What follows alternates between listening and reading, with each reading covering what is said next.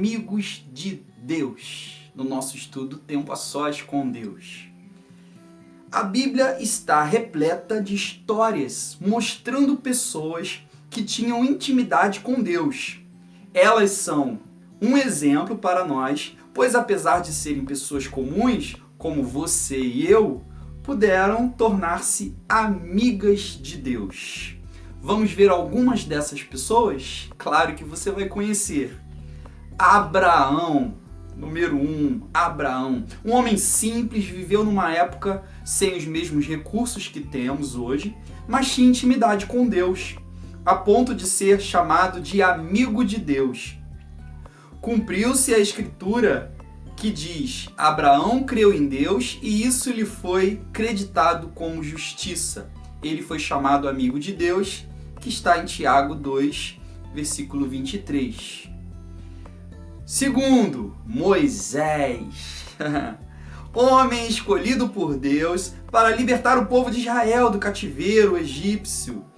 Deus o chamou e lhe concedeu autoridade espiritual para fazer milagres. Colocou no seu coração um amor muito especial pelo povo de Israel e tornou-se um grande intercessor diante de Deus em defesa do seu povo. Vamos lá, Paulo. A intimidade de Paulo com Deus aparece em todos os seus escritos, estudando as cartas para as igrejas. Notamos o quanto ele conhecia a Deus e a sua vontade. Desde seu encontro com Cristo no capítulo 9 de Atos, ele já iniciou uma vida de intimidade com Deus. Como um bom fariseu, Paulo tinha períodos obrigatórios de oração. Mas depois, no entanto, com Cristo, a oração tornou-se uma realidade e uma comunhão natural e desejosa com Deus. Em Atos 16, encontramos algumas características da vida de comunhão com Deus.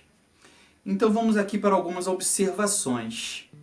Durante a noite, Paulo teve uma visão, no qual um homem da Macedônia estava em pé e lhe suplicava: passe a Macedônia e ajude-nos. No versículo 9. Paulo recebeu a direção de Deus para o seu ministério. Será que isso nos diz alguma coisa? Será que nós estamos buscando a direção de Deus no nosso ministério? Em algo na nossa vida espiritual, na igreja, com o nosso próximo, o nosso chamado? Estamos buscando essa direção? Precisamos de direção nessa área? No sábado, saímos da cidade e fomos para a beira do rio, onde esperávamos encontrar um lugar de oração. Sentamo-nos e começamos a conversar com as mulheres que haviam se reunido ali. Versículo 13. Notem que onde Paulo esteve, ele buscava um lugar para oração.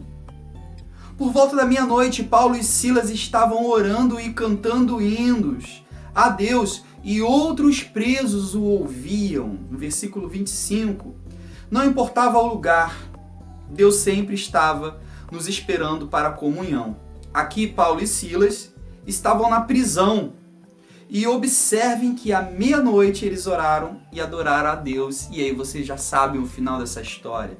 Aquilo que os prendiam, as cadeias que os prendiam, se quebraram. Precisamos aprender com esses dois homens, Paulo e Silas, o que significa comunhão e intimidade com Deus. É importante ressaltar que o caminho está aberto. E Deus nos ama e tem interesse que nós o amemos e busquemos também. Tome o propósito de aprofundar a sua comunhão e intimidade com Ele. Amém? Então vamos lá agora para 3 motivos de oração. 1. Diga a Ele que você quer conhecê-lo profundamente, assim como Abraão, Moisés, Paulo e Silas. Agradeça a Deus o sacrifício de Cristo que abriu o caminho para uma vida eficiente de oração. E número 3, peça ao Espírito Santo que lhe ajude a ter um tempo a sós com Deus efetivo. esse foi o nosso estudo de hoje, bem rápido. Que você tenha nesse momento um tempo de qualidade e de intimidade com Deus, o louvando, buscando a sua presença, né? Como diz ali no primeiro vídeo desse estudo, a introdução, como você fazer o seu tempo a sós com Deus. Se você gostou, compartilhe esse vídeo com outras pessoas, chame para participar do estudo, dê o seu like aí e até o próximo tempo a sós com Deus. Bom tempo agora de oração. Fiquem na paz.